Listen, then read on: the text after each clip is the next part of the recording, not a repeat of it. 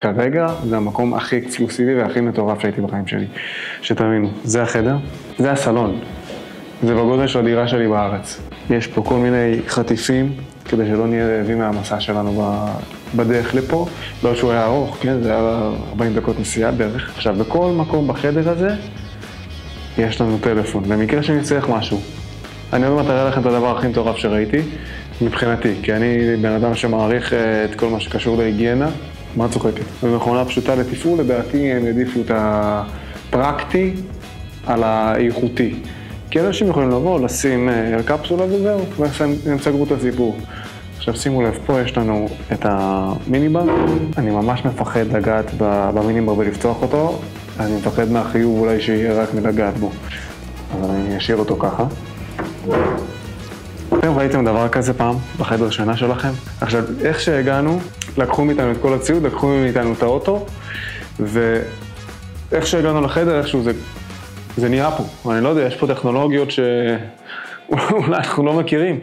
הלכנו כמעט אותו מסלול. איך כל זה סודר והגיע לפה לפני הזמן? לפני שאנחנו הגענו. לא ברור לי. עכשיו הגענו לחלק שהכי התרגשתי להראות לכם. זה משהו שלא חשבתי שבכלל אפשרי טכנולוגית ב-2025, בואו תראו. כמובן שהמקלחת, מקלחת ממוצעת, ישראלית ממוצעת. שימו לב, הם כל כך חשבו על כל פרט פה. תראו, יש פה כאלה שכבר משלבים ידיים. הם משלבים ידיים. מעניין אותי באיזה שלב בחיי הבית מלון הזה, הם הבינו שזה מרשים את מי שמגיע. כי זה מרשים. מי חשב בכלל לעשות כזה דבר? לשלב ידיים לחלוק? בואו, עכשיו החלק שהכי מתרגש להראות לכם. אני מעריץ של בידה. אוהב בידה, מודה, אין מה לעשות. פה אתה עושה מה שאתה צריך לעשות. עכשיו, זה לא סתם שאתה עושה מה שאתה רוצה לעשות. אם במקרה נגמר לך נייר טואלט, יש לך נייר טואלט מחומם, שימו לב. הוא מחומם פה הנייר טואלט. אתם קולטים את זה? מחומם. שאין מצב שטיפת אבק תיגע בו ולטוסיק שלכם יהיה לא נעים לרגע אפילו, שלא תרגישו את הגרגירי אבק שנוגעים בו. והחלק הבאמת אהוב עליי זה הבידה, קדמת הטכנולוגיה. ראיתי פה משהו שלא ראיתי בחיי. סבון לטוסיק. סבון בידה.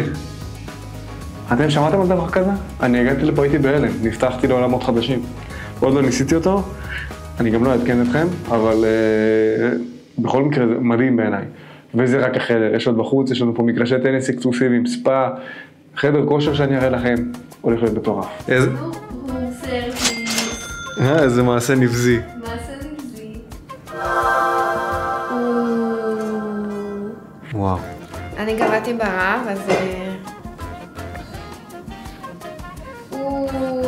מה עוד יש? וואו. Find the treasure. פה אוליו.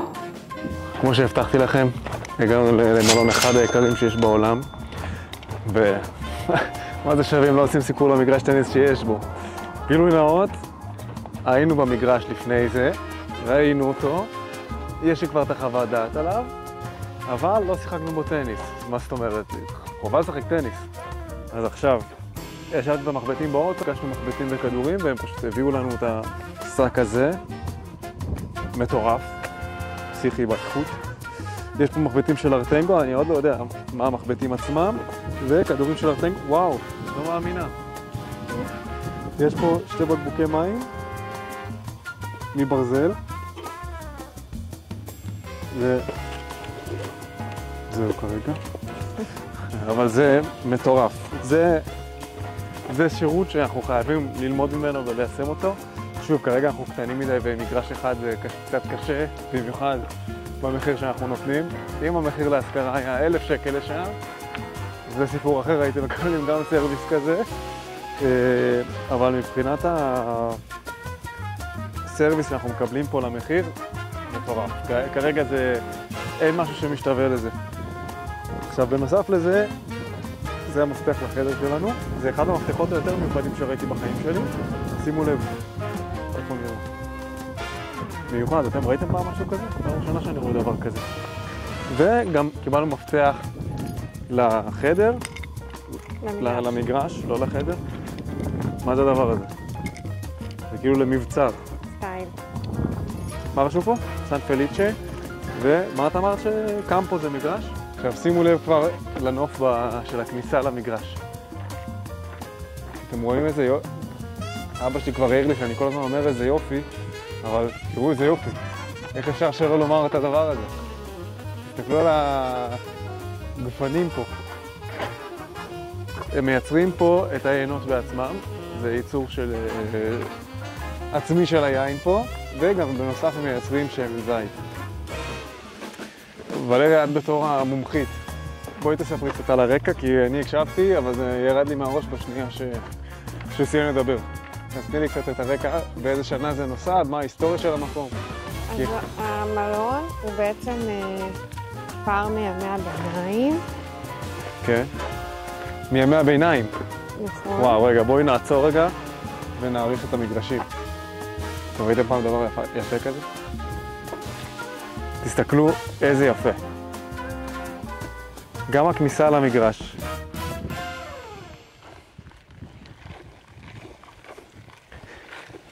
אז כן, הוא מימי הביניים. מה עוד? אז המלון עצמו זה כפר קטן מימי הביניים.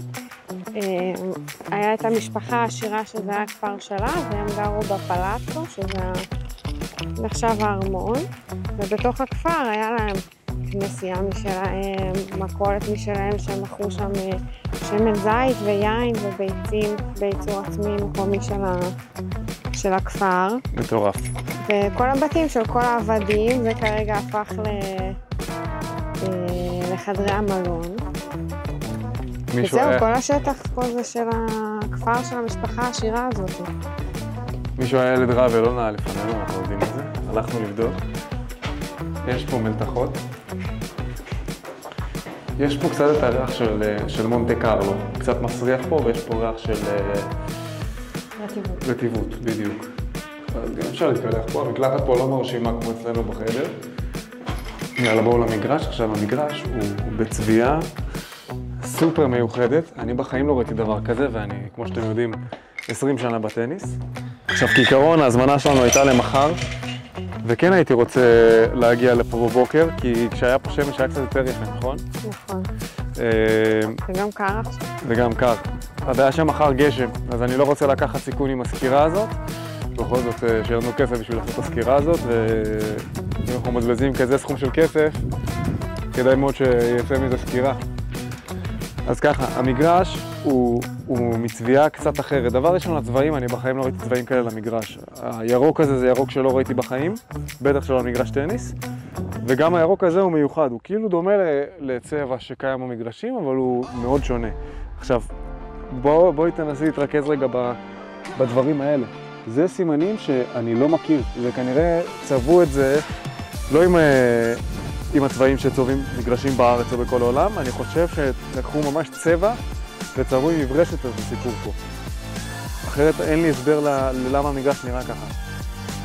זה לא צורה טבעית של מגרש, בחיים לא ראיתי מגרשים שנראים ככה.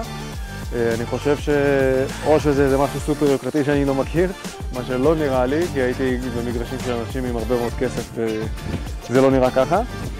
מעניין איך זה ישפיע על התפיסה של הכדור, לדוגמה פה פחות מחוספס מהאזור הזה.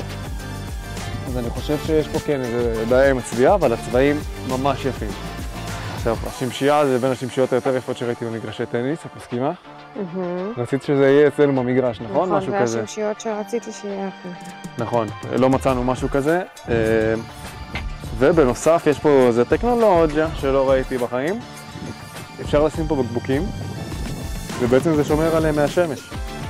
זה מה שאני חושב שזה עושה לפחות. או כדורי טניס. או כדורי טניס. לשים פה דברים, נגיד לאחסן פה את כל הדברים האלה. ככה גם זה לא מתחמם, ואותו דבר גם נכון לגבי הציוד של הטניס. הציוד שם בספסל הירוק.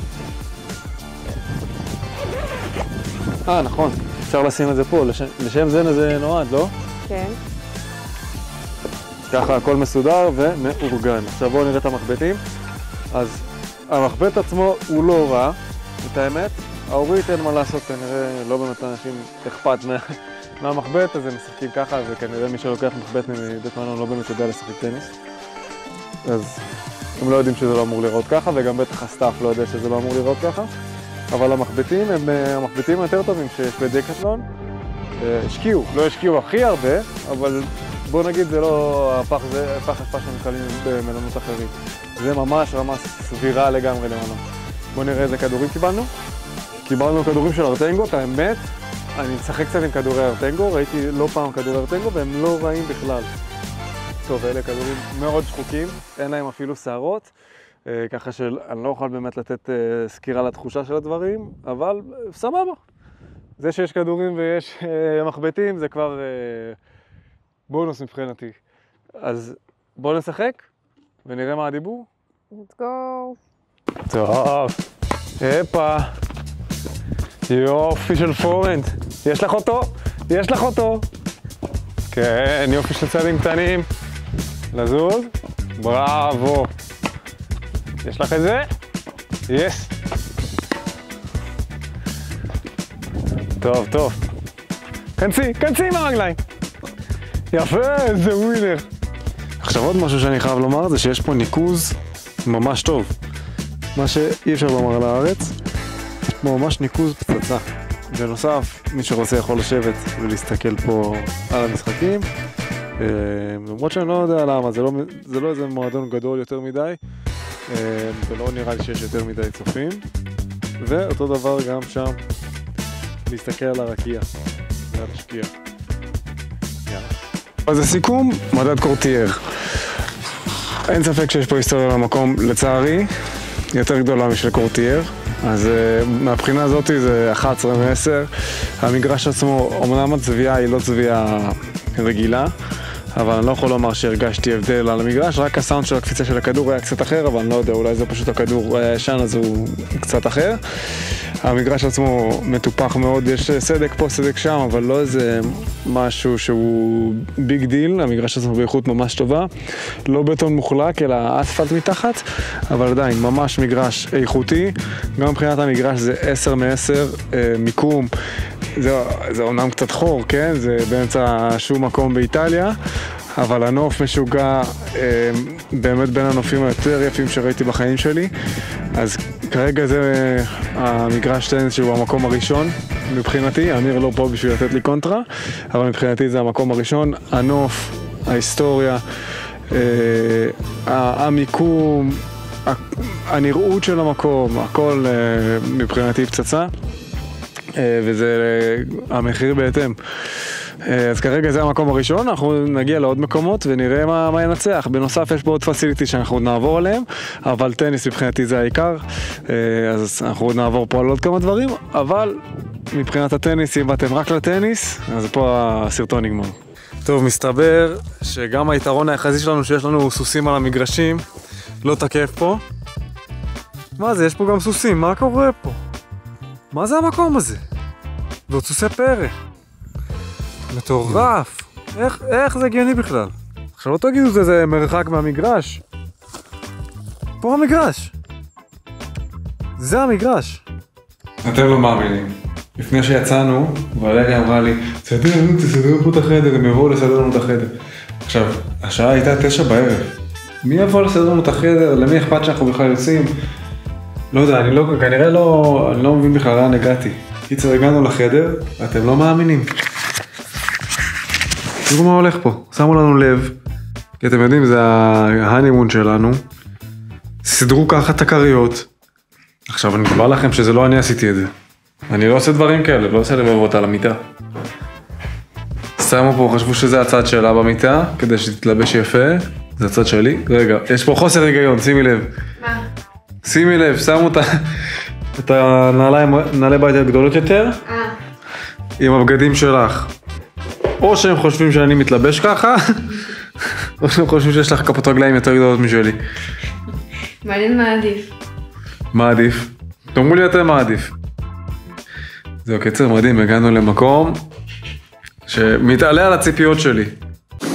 טוב, הגענו לארוחת בוקר.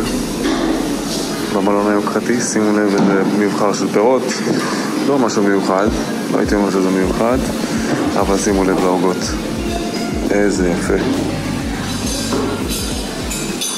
שימו לב לעוגה, הגמן צריך במיוחד לחתוך למישהו. והדבש, וואו. מי מרגיש ככה דבש? זה משוגע. יוגורט, כל מיני חלבים. נראה שהם עשו את זה עם היד. ופה זה כוסים וכזה ליוגורטים. פה זה היוגורטים ותראו את החימה. זה לא מטורף? ופלים, עוד עוגה, ככה מרגיש את הפירות. וואו, מדהים. וכמובן שפה יש את הגבינות. הנה קורנפלקס למי שרוצה שמפניה על הבוקר. כל מיני סוגים של מים. אלה מים שהם נחשבים הכי טהורים בעונה, לא יודע מה זה אומר. והגבינות שלנו, זה גבינה לקחת. הכל פה זה סוגים של פיקורינו. פיקורינו הכל? שתי. והבשר מה? כל מיני פרושנטו ופודור. אוקיי. ושם יש את כל הביצים. מי שמכיר אותי יודע שהדבר שהכי חשוב לי באוכל זה קורסונים. יש לנו את זה ואת זה. בנוסף יש את העוגה, אננסים, יש דבש כמו שראיתם בסרטון. אז יהיה מעניין לראות כמה זה באמת טעים. וגם זה יוגורט שלדעתי עכשיו נוצר מהפרה או משהו.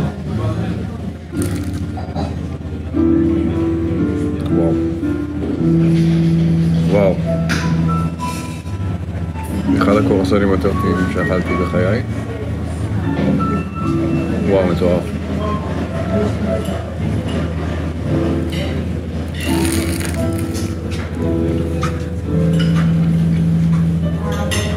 וואו, מה זה? פסיכי לגמרי. הרמה פה מטורפת, כל האוכל טעים. פשוט הביצים פה, שמים את החביתה. זה מתרנגולות שפשוט רצו להם בחופשיות, שזה מאוד חשוב לי, כי אני לא אוכל בתרנגולות, סליחה, ביצים שהם פשוט ישבו במקום ולא עושים כלום, אלא חשוב לי שהם יהיו פרי ריינג', שיוכלו ללכת לכל מה שהם רוצות וכזה, כי גם הביצים אחרי זה הם יהיו באיכות הרבה יותר גבוהה, ופה הביצים ממש ברמה גבוהה. יכולה להסכים? אני מסכימה. Thank you. How are you? Good, thank you. זה משהו שלא יצא לכם לראות. המכונית הזאת היא בין המכוניות הראשונות של פיאט שיציעו, שהיא פיאט 500.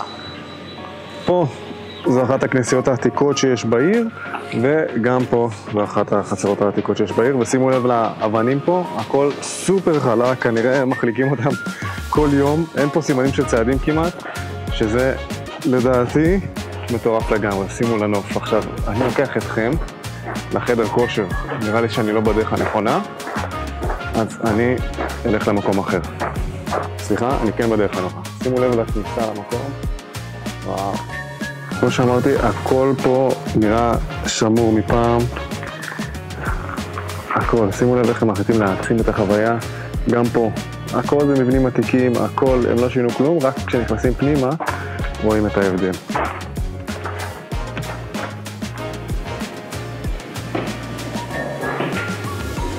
טוב, בחדר הכושר הזה יש הכל, אני רגע אסגור את הדלת, אבל שימו לב, יש פה מים, כל המים פה, אני מקווה שאני בנכון, כן. כל המים פה הם בבקבוקים עם מתכת, בשביל שלא יהיה פלסטיק, והם טוענים שזה המים הכי נקיים בעולם. מעניין, המים האלה באמת ממש טעימים, זה מה שטעמתי, ופה אלה, הבקבוקים האלה, הם מזכוכית. אותו מים בדיוק. יש לכם פה מגבות, יש לכם פה הסברים על המחשבים שיש, ויש לכם פה באמת כל מה שצריך בשביל לימוד כמו שצריך. מה הכי אהב במלון הזה? אני משוחד, כן, אבל אני מאוד אהבתי את כל החוויה של הספורט שם. הספה, כאילו, היה שם גם ספה, אבל ספה לא מדהים, לא יודע, נראה לי עוד לא התחמם כשהגענו.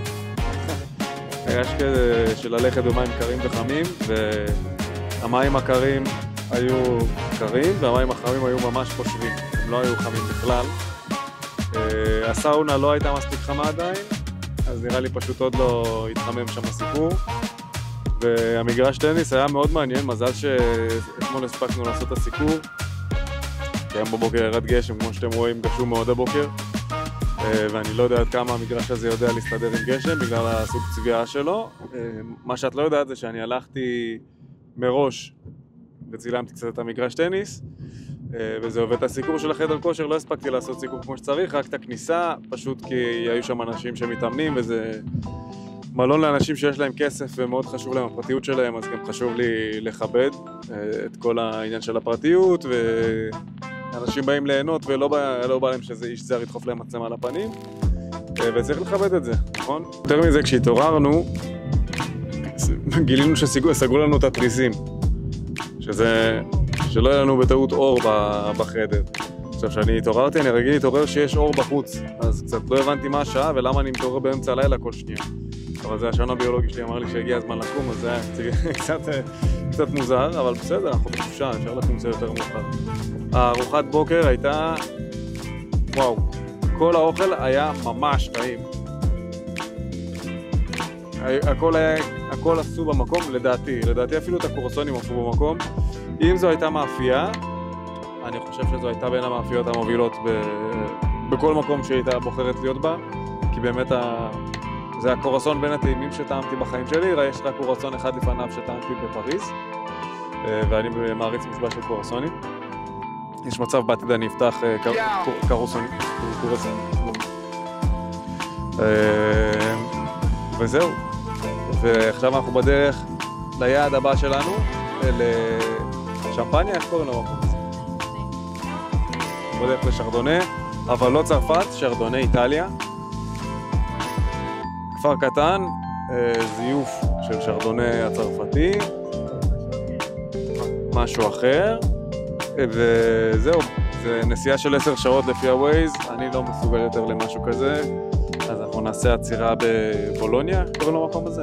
בולוניה לא נאכל בולונז בבולוניה, וניתן דירוג על הבולונז, זהו, מעכשיו זה מסע יוקרתי קצת יותר, נראה, אולי תאשר לי לעשות איזה סיבוב באיזה מגרש טניס, אבל כמו שאתם רואים גשום, גם במועדון האחרון שהיינו, היה כבר רק אינדורס, שזה די פוגע בנראות של המקום, ובשביל לדרג את המקום אני צריך לשחק.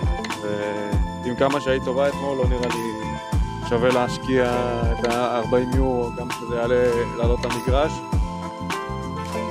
בשביל לסקר את זה 2.5 שעות.